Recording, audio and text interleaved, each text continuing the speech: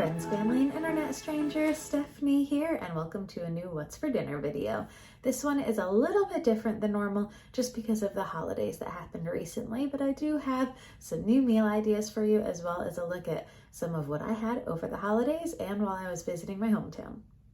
First up is the last meal that I made before I headed home for the holidays, so it is very much a throw everything left in the fridge in the slow cooker kind of meal. So I had some sausage that I had gotten from Aldi on sale that I needed to use up because it was going to go bad if I waited until I came back. So that was hot sausage that I cooked in a skillet the night before this. And then I also had some bell peppers to use up. So I had green, red, and yellow bell peppers that I had diced and had everything ready to go in the morning. I am not a morning person, so the best thing for me with using the slow cooker is to have everything prepped the night before. I had my cans laid out of my diced tomatoes, and then also my tomato paste were right there on the counter already. I already had my chicken bouillon powder out and my measuring cups, so everything was prepped and ready to go. So all I had to do was assemble it before I went to work that morning. So I've got a small can of tomato paste, a regular size can from Aldi of the diced tomatoes with oregano.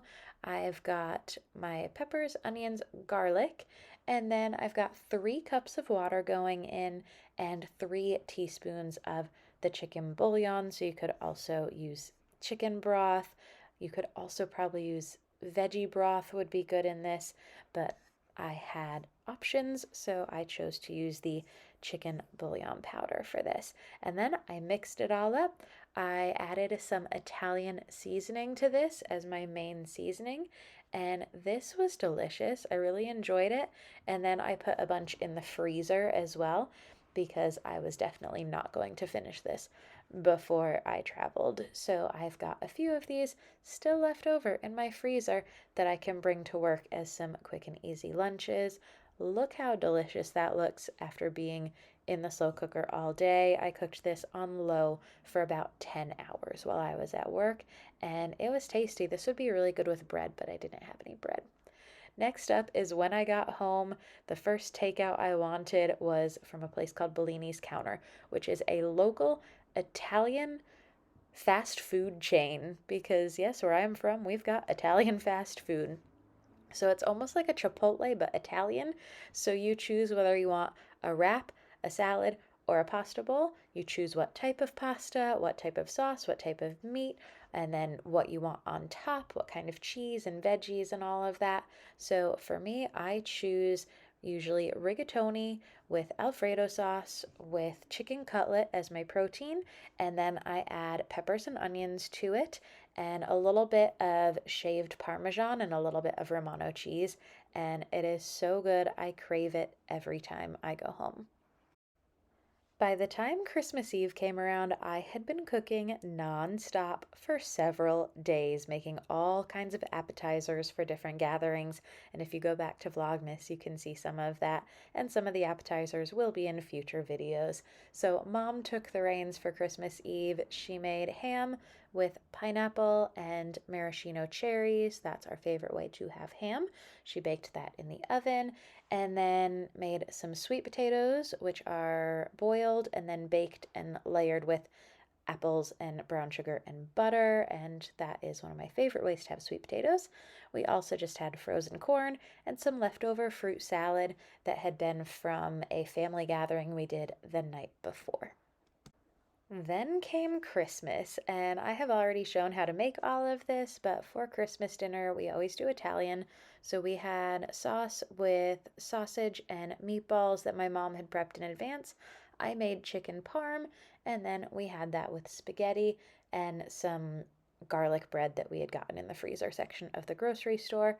It was delicious, and it's a good thing it was delicious because we had leftovers of it for days. So I had some sausage and meatballs again the next day and the day after that. Next up was grilled cheese. At this point, we were out of meals that we planned to have because I did get stuck back at home due to the Southwest Airlines chaos fiasco that happened last week. I was pushed back several days in my trip. Fortunately, I was at least stuck at home and not in an airport, but that did mean that I was stuck at home for several days longer than planned. So, Mom and I had some grilled cheese. Toby got a little bit of cheese in there as well because that's a requirement in our household. If you open a cheese wrapper, Toby must get some cheese. We had grilled cheese with some of these Cheetos that were so good. I think I just hadn't had Cheetos in a while, and so I forgot how good the cheese puff versions of Cheetos are. Normally, I just have the plain old Cheetos I get from the vending machine at work.